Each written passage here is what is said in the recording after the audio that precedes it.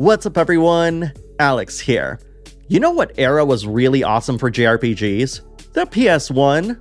So I was actually talking to a bunch of you on voice chat on Discord, and so many of you shared all of the wonderful PS1 JRPGs that you've played and shared the amazing stories that you had while playing these games. And it's because of that that I decided to compile 10 of my favorite PS1 JRPGs on this list.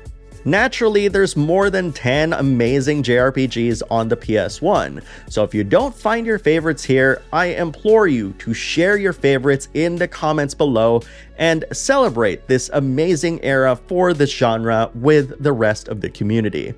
We've got a ton of great JRPGs to talk about, so let's just jump right in. When looking back at the long and storied history of Capcom as a company, the RPG genre has always played a muted role. Despite that, the Breath of Fire series is one that has a special place in the hearts of many a JRPG fan, and Breath of Fire 3 in particular stands tall as one of the most beloved and revered entries. We take control of a silent Ryu, who doesn't know who or what he even is, all the while taken in by fellow orphans Tipo and Rei. It's easy to grow attached to the dynamic between these three. They're just kids struggling to get by, trying to act more mature than they actually are. It's not your typical start to a JRPG, and it sets the tone for the rest of the experience as the scope of the narrative gradually grows bigger. Combat also manages to stand out in some interesting ways, particularly Ryu's ability to become a dragon. When transforming, Ryu can combine dragon genes, each with different properties, from simple buffs to completely unique forms only possible with certain combinations. I can go on and on about everything that made Breath of Fire 3 such a memorable experience, but for now, I'll leave it at that. And hopefully, Capcom will decide to return to this series in some form or another. Of course I'd find an excuse to include Vagrant Story on another list. Rightfully so, because I still remember inserting the disc onto my PS2, turning on smoothing, and being completely blown away by how crisp it started to look. I remember so many people calling it Medieval Gear Solid at the time, describing its agent Ashley Riot and its obsession with rendering every single cutscene and gameplay in-engine. It's also one of the most intricate and complex RPGs I've ever played, and so many of you have told me how you've been thinking about playing this game again, that I felt the need to remind you of how awesome this is. And again, for the nth time, I would love to see Square Enix remake or remaster this game. Anything to let more people discover how incredible Vagrant Story is. Back in the PS1 days, game arts was synonymous with two RPGs we'll be talking about in this video, Lunar and Grandia. Of the two, Lunar Silver Star Story Complete was the one that made me fall in love with this developer. I still listen to the soundtrack that came with that incredible collector's edition to this day, and that package remains one of my prized possessions in video games. And unlike the wide adoption of voice acting these days, Lunar Silver Star Story featured tons of voice acting, which was unheard of at the time. The sprites and artwork are also gorgeous and beautiful, and the character portraits are expressive and complement the narrative really well. And let's not forget the amazing soundtrack by Noriyuki Iwadare, and that wonderful rendition of Wind Nocturne that we were graced with in this version. You can certainly play Lunar in many other forms these days, but to me, Lunar Silver Star Story Complete more than lives up to its name.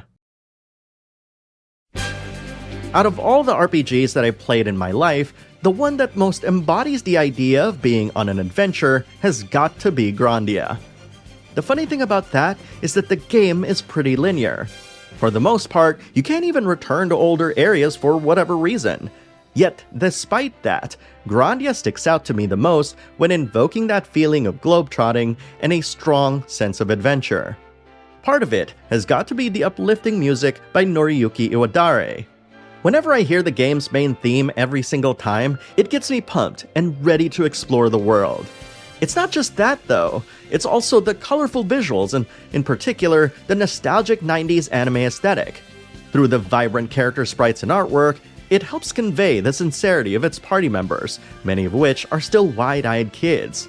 If the party consisted of a bunch of jaded adults, the game wouldn't feel nearly as whimsical. Not that that's a bad thing, of course, but this is what makes Grandia so unique. The experience from start to finish comes across as so earnest, and it's this lack of cynicism that makes the game's sense of adventure feel so pure.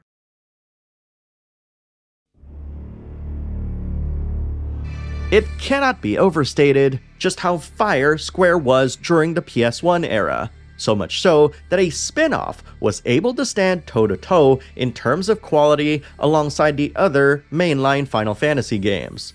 Final Fantasy Tactics is a game that managed to introduce political intrigue into a series that was largely devoid of it, somehow making it work and still feeling like a proper entry in the franchise. Especially at that moment in time, this felt like a game that respected the intelligence of its audience, unafraid to introduce complex and even bleak subject matter for the sake of conveying its narrative properly. I would even go as far as to say that it's one of the very best written games on the PS1. On top of this, the game's use of the job system remains absolutely one of my favorites. More than just simply leveling up each job in isolation, the game allows for abilities from different jobs to be used together, granting an incredible level of customization and freedom. Maybe one day, Square Enix will finally re-release Final Fantasy Tactics, in part because of convenience, but also so that a new generation can see what made the game so special.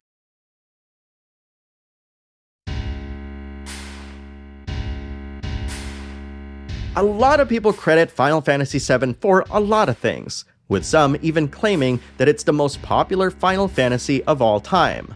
But to me, Final Fantasy VII was a watershed moment that helped Sony garner support for their popular PlayStation platform, ushering in an era of JRPGs that no one could have possibly predicted at the time.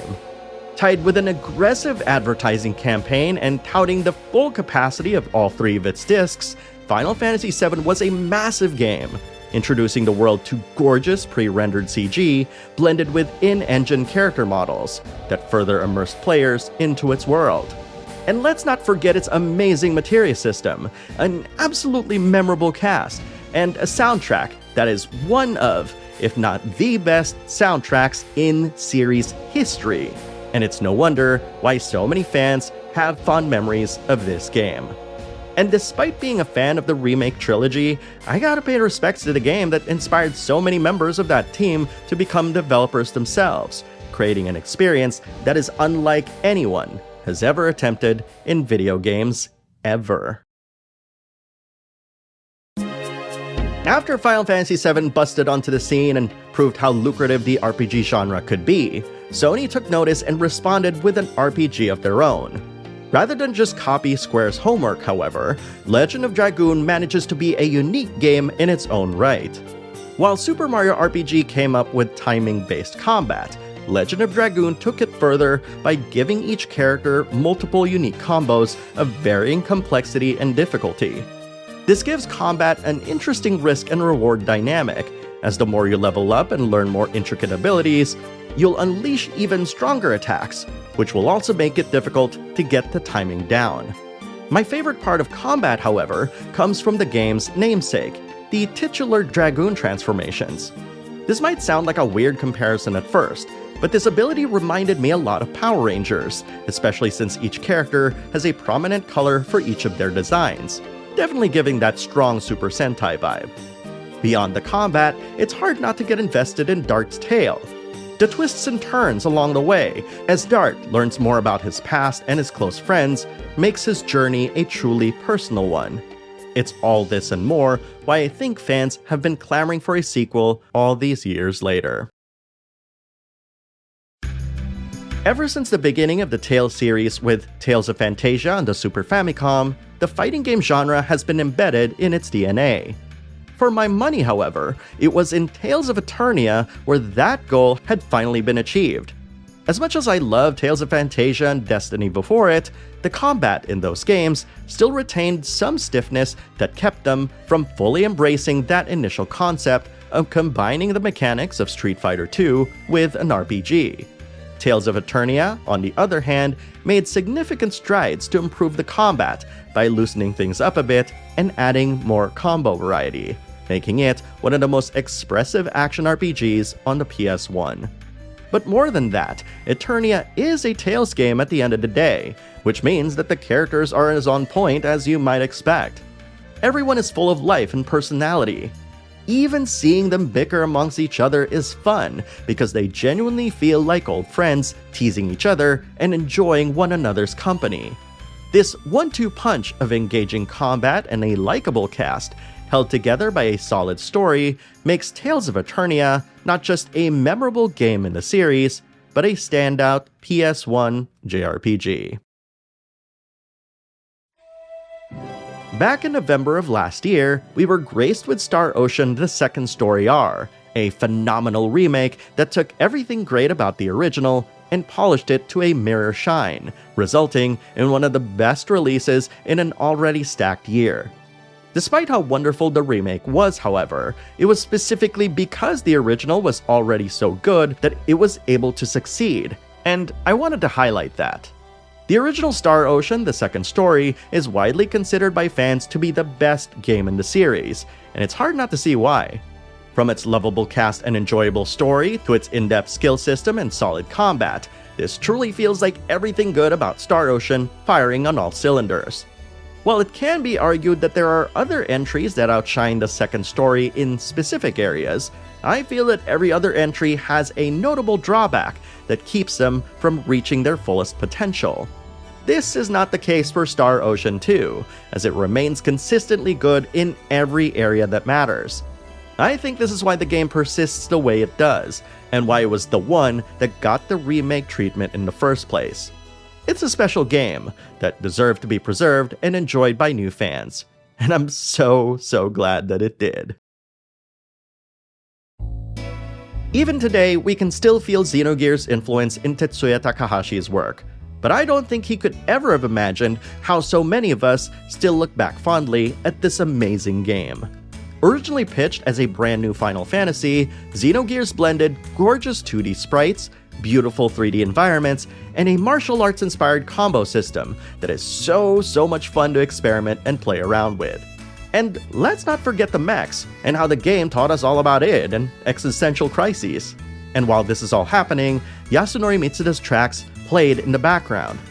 Can you imagine if Square Enix remastered this game, found its old design documents for Disc 2 and actually finished it, and involved Tetsuya Takahashi as well? I know, I'm living in my own fantasy here, my Final Fantasy, given that this is the last game on this list.